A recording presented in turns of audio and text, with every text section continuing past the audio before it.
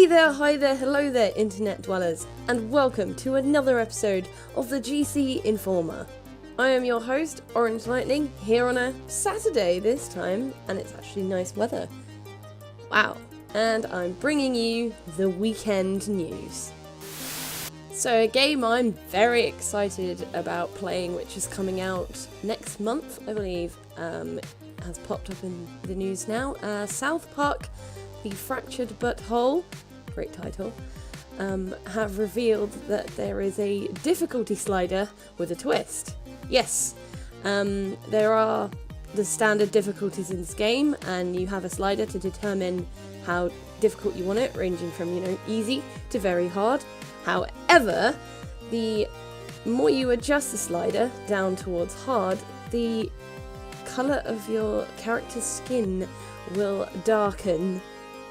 Leave it to the South Park boys to come up with another way to make comments on society, because the difficulty doesn't actually supposedly affect the combat of the game. It affects everything else. How much money you receive, the way other characters interact with you. It's more of a everyone's going to treat you differently depending on the colour of your skin. I think this is really awesome, actually. I'm quite impressed that they've come out with this, and I am looking forward to see how it shows in the game. It's going to make lots of people's playthroughs of it as well totally different, because I imagine everyone's going to want to test it out and see just how different it is. At a later point in the game, you'll also get asked by Mr. Mackey, what is your gender? And you'll be given the options to choose male, female, or other. Of course, anyone who played the previous game, The Stick of Truth, knows that you have to play as a male character. If you are to choose girl, it will relate back to The Stick of Truth and comment on the fact that you were a king and the whole time you were a girl? This is all just making me even more excited for this game. I thought The Stick of Truth was fantastic. As a South Park fan, although I haven't kept on top of the series because there's just so many, I think it's really, really reflective, really reflective of the way the series works, and it was just brilliant. It just worked really well, and I'm looking forward to seeing what The Fractured But Whole is going to bring to the table. Over to, of course, Destiny 2. It's the thing that's going to be in the news for ages because of its release on the 6th. It's been massive already. If you follow Twitch at all, there is loads of people hitting there, streaming their gameplays. YouTube is going mad with Destiny 2 videos. The content is rife, and it's in the news. So the first expansion pack for Destiny, The Curse of Osiris, has already appeared in the Microsoft Store.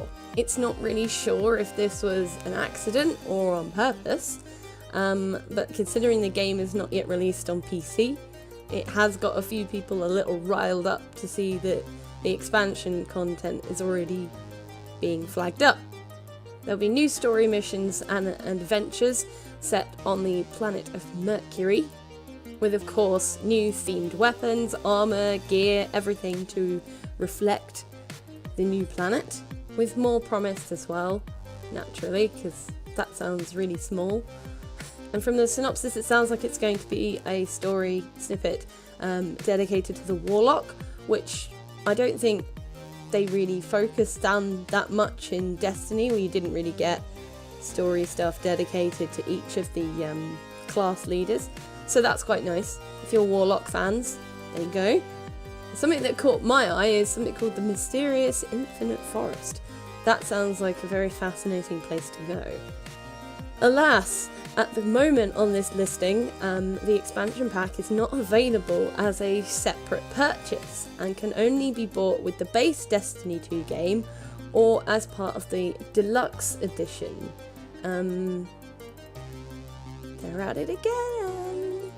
There is no date as of yet, so who knows when this expansion is coming, but it's there, it's on the horizon. So if you've already finished Destiny 2, don't fret, more is coming eventually. I have yet to play it. I'm still dubious because the first one was good, but annoyed me, so I'm waiting to see the overall positive reactions from people so I can decide if it's worth sinking, or at the moment, if it's worth waiting for the deluxe edition, which it looked like it might be. Of course, with how big it is, with only one Destiny 2 story would be very disappointing. There is another as well. This one harking to the actual feedback from players of the shaders change. So as players of Destiny will know, in the original game, when you got a shader to change the colour of your armour, you got to keep it forever, and it changed all of your armour, and you could use it as many times as you want. You could chop and change. One day you want it to be blue, then red, then the next day it could be blue again, that sort of thing. So shaders are totally different now. You still get them in the same sorts of ways, in loot boxes, in grinding through the game, you find them such and such. Only now they're a one-time use, like a potion, and it only changes one piece of your armour. So if you like to match, you're going to need a shader for every piece of your armour. Good luck! Obviously this has annoyed a lot of people because it's a cosmetic change, but it's annoying. It's very annoying. So the game director Luke Smith has taken to Twitter to react to people's annoyance and comment on why they made this choice. His excuse is that shaders are a reflection of how much you play the game, and as you progress throughout the game, you will get a lot more shaders, and it will encourage you to play more.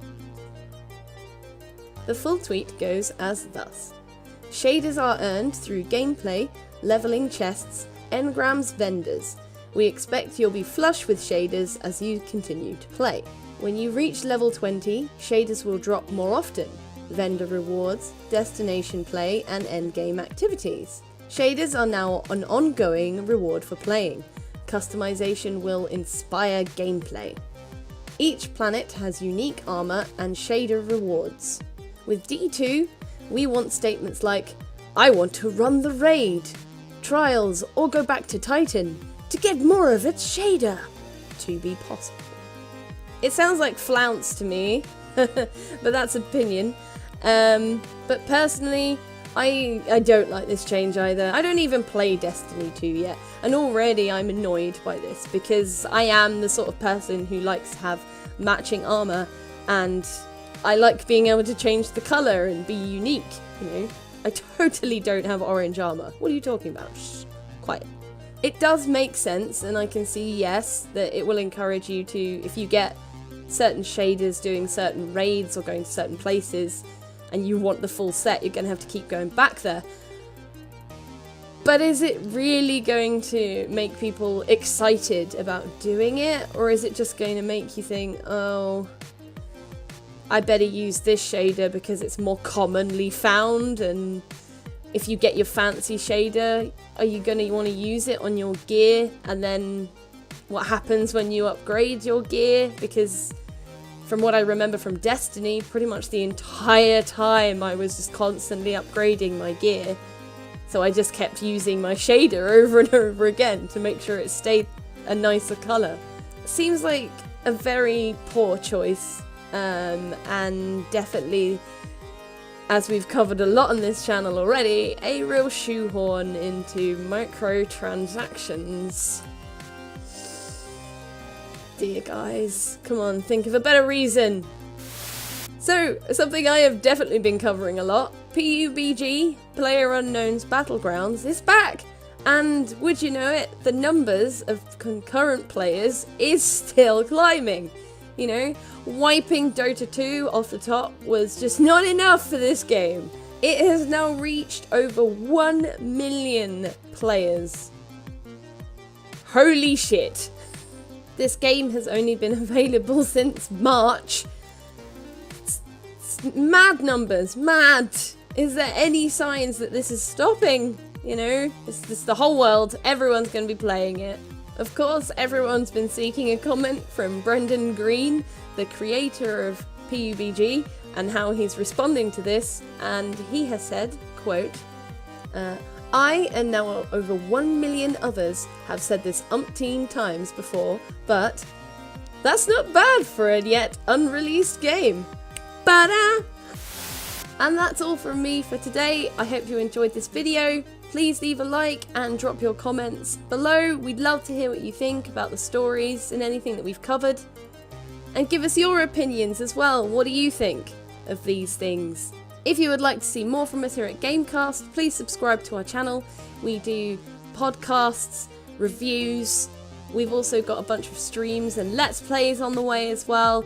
So please do stick around for more awesome gaming content. If you'd like to see more from me, you can find me over on Orange Lightning Playzone. My Twitch channel has just started under the same name.